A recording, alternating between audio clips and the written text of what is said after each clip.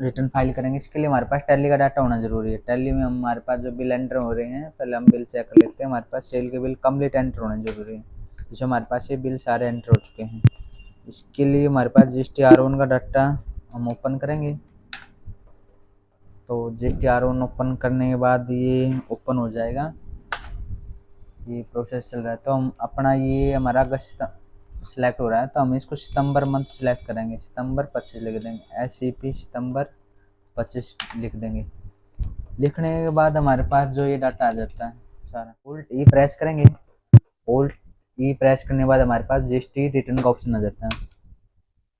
GST return के लिए हमारे कई बार ये डिटेल आ जाती है हमारे पास इसमें बेसिक हो वैल्यू, तो ये हमारे सारी येस होने जरूरी है हमारे पास। HSM डॉक्यूमेंट समरी ये हमारे पास येस हो जाए, कंट्रोल ए कर देते हैं। तो एक्सपोर्ट ऑफलाइन क्लिक करेंगे, तो ये हमारे पास कई बार ये हमारे पास फाइल फॉर्मेट आ जाता है, इसमें एक्सेल टाइप होता है, तो हम जैसे नहीं सिलेक्ट करेंगे। तो फिर फाइल फोल्डर पाथ सिलेक्ट करेंगे, सिलेक्ट फ्रॉम ड्राइव में जाएंगे।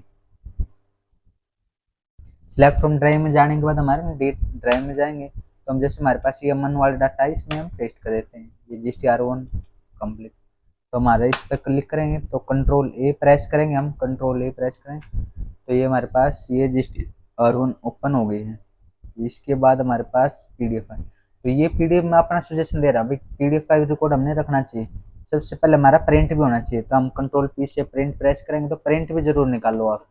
प्रिंट निकालने के बाद तो कंट्रोल ई प्रेस करो आप, कंट्रोल ई प्रेस करने के बाद हमारा पीडीएफ में फॉर्मेट आ जाता है इसका, ये हमारा एक्सेल भी हो जाता है पीडीएफ में। तो हमें पीडीएफ का रिकॉर्ड भी रखना होता है ये। तो फिर हमारे पास एक्सपोर्ट टू में जाएंगे, सिलेक्ट फ्रॉम ड्राइव प्रेस करेंगे,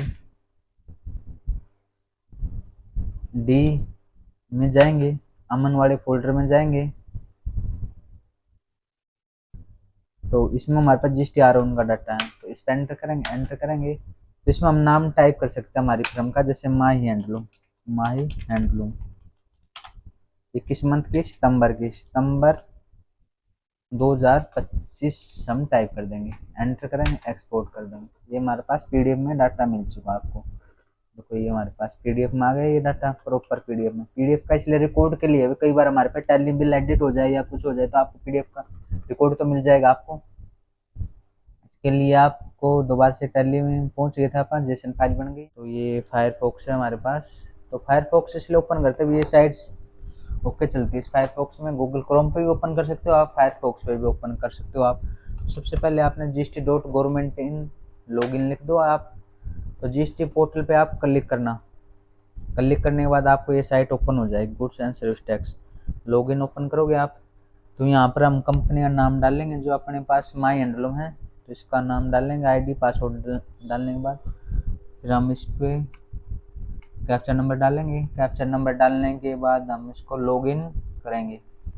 लॉगिन करने के बाद ये ऑप्शन आ जाता है हमारे पास। वैसे ये KYC है पेंडिंग हमारी, तो रिमाइंडर कर देंगे इसको हम। तो फिर हम कंटिन्यू डैशबोर्ड पे सिलेक्ट करेंगे, तो इस पर क्लिक करने के बाद हमारे पास फाइल रिटर्न पे क्लिक करेंगे हम। ये फाइल रिटर्न होने के बाद ये हमारे पास प्रोसेस चल रहा है, क्योंकि आज लास्ट डेट हमारी जीएसटी R1 की, तो ये 11 तारीख हमारी है आज। तो ये ओपन प्रोसेस होने के बाद फिर हमारे पास ये सिलेक्ट करेंगे हम किस क्वार्टर की करें। हमारे पास ये सेकंड क्वार्टर चल रहा है, सितंबर के मंथ की पेंडिंग है। तो हम सर्च करेंगे, तो हमारे पास देखो ये 11 तारीख लास्ट डेट दिखा रहे हैं, 11/10/2025। और ये हमारे 3 भी है 20 तारीख की, 2 भी और 2A है। तो पहले हम जीएसटी R1 फाइल करेंगे, फिर हमारे पास 2B का डाटा जनरेट होगा, वो भी आपको अच्छी तरह कर आ जाएगा। फिर हम जीएसटी 3 भी रिटर्न करेंगे, फिर हमारा प्रॉपर आपको जीएसटी का प्रॉपर जानकारी दिखा दिए, तो ये आपको ऑफलाइन प्रॉपर बताएंगे ऑफलाइन कैसे होता है। तो इस पर ब्राउज पे जाएंगे हम, तो ये मेरे पास जो ये डेस्कटॉप का डाटा उठा रहा है, तो हम इसको डी ड्राइव में जाएंगे।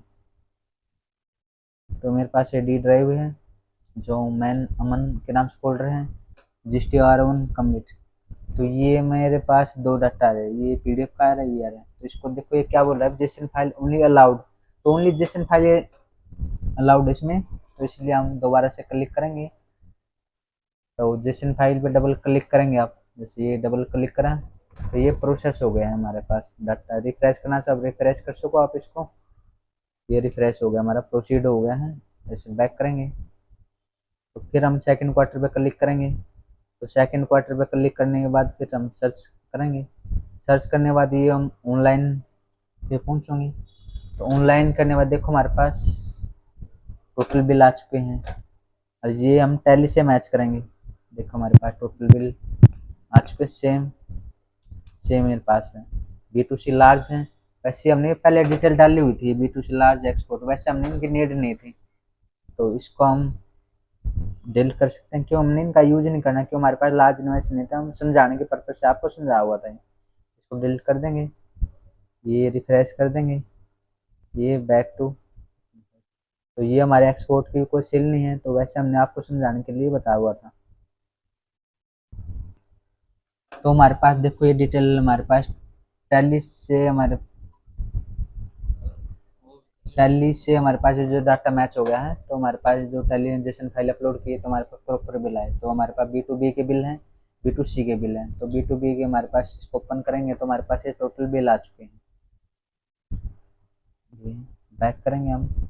इसके बाद हमारे पास कोई B2C लार्ज इन्वाइस नहीं है, एक्सपोर्ट इन्वाइस हमारे पास B2C है अदर्स वाले। तो ये अदर्स वाले इस पर ओपन करेंगे तो हमारे पास टैली में जाएंगे।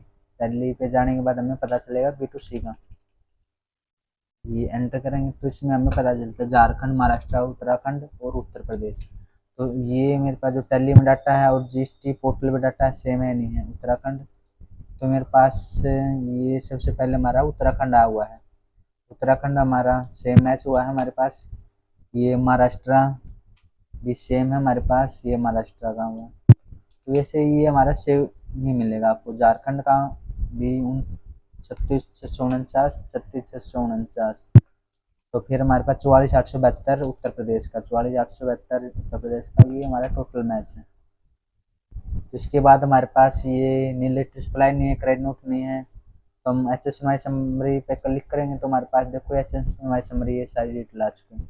ये हमारे B2B है, फिर हम B2C पे क्लिक करें तो B2C की भी हमारे पास आई हुई है ये डिटेल। फिर हम डॉक्यूमेंट्स इश्यू में जाएंगे तो इस पर क्लिक करेंगे तो हमारे पास इनवॉइस देखो आप 976 से लेकर 964 तक। तो हम टैली में जाएंगे तो ये हमारे पास सबसे नीचे जाएंगे तो डॉक्यूमेंट समरी में 976 से लेकर 994 तक, 976 994। तो सेम हमारे पास टैली में भी सेम है, ये 21 बिल है। तो इसके लिए हम इसको सेव कर देते हैं या बैक कर देते हैं आप।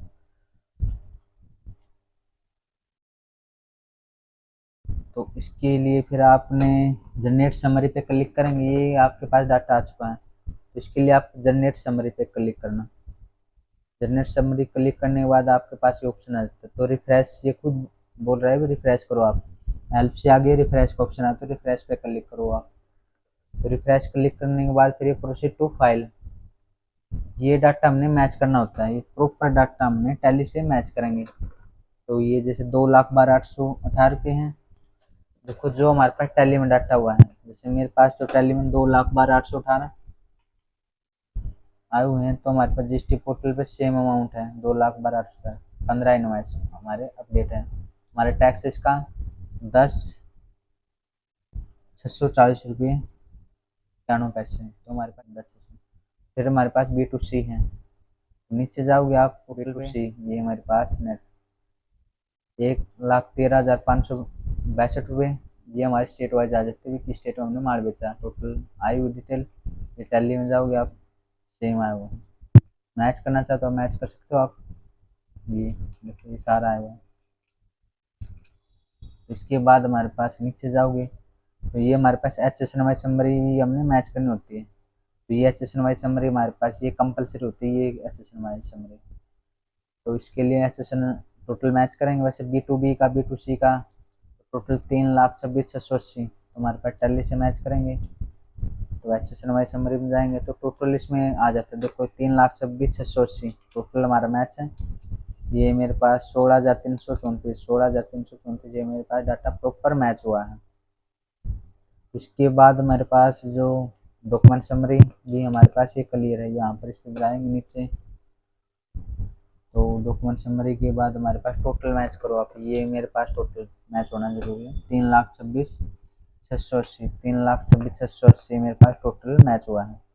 16,334 रुपये तो सेम मैच हुआ है, सेम मैच हुआ पेमेंट पे आप क्लिक करो तो ये मेरे पास प्रोसेस आ जाता है। तो फिर हमारे पास जो क्लिक करेंगे, सिलेक्ट करेंगे, जो हम पार्टनर नेम शो हो जाता है। तो एक डीएससी होता है, एक ईवीसी होता है। हम ज़्यादातर ईवीसी यूज करें, डीएससी बहुत कम यूज करेंगे। तो आप डीएससी यूज करना डीएससी कर सकते हैं, ईवीसी करना था ईवीसी आप पे क्लिक करना। तो ओटीपी चले जाता है हमारे पास। ओटीपी जाने के बाद हम ओटीपी पे पहुँचेंगे। तो ओटीपी हमारे पास ये मेरे पास ओटीपी आ चुका है। तो ओटीपी आने के बाद इस पर क्लिक करेंगे, डबल क्लिक किया, कंट्रोल सी। तो मैं जीएसटी पोर्टल पे जाएंगे, कंट्रोल वी, तो वेरीफाई करेंगे। तो ये प्रोसेस हो चुका है, मेरे पास रिटर्न फाइल सक्सेसफुल हो गई है। तो आप चेक कर सकते हो भी रिटर्न जा चुके नहीं जा चुके। जी हम रिटर्न चेक कर सकते हैं।